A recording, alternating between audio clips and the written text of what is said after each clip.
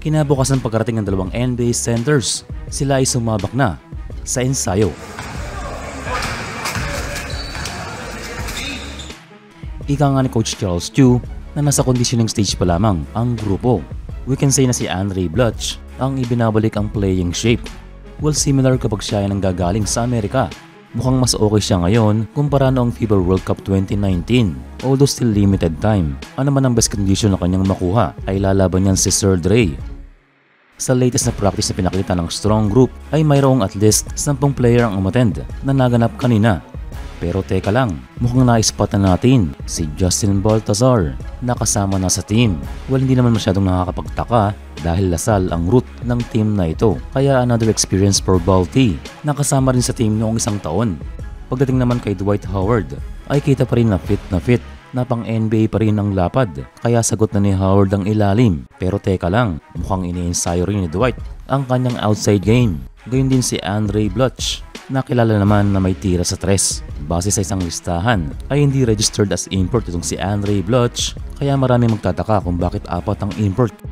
After Howard, ang isa pang import ay another Andre, si Andre Robertson. Siya ay naglalaro ng 2-3 at may height na 6'7". Siya rin na isang ex-NBA na dating naglaro sa OKC at sa Brooklyn Nets. At ang ikatlong import ay ang nagbabalik na si Mackenzie Moore na medyo matagal ding nabakante na huling naglaro sa TNT Katropa noong 2021. Sa latest na balita ay mas lalo pang magpapalakas itong Strong Group base sa artikulo ni Sir Homer Saison na nag-commit na si Mikey Williams sa paglalaro sa team. Isa na namang combo guard na magpapalakas sa outside game ng grupo. And maaari sa kanyang pag-uwi sa Pilipinas ay makausap niya ng personal ang TNT Katropa.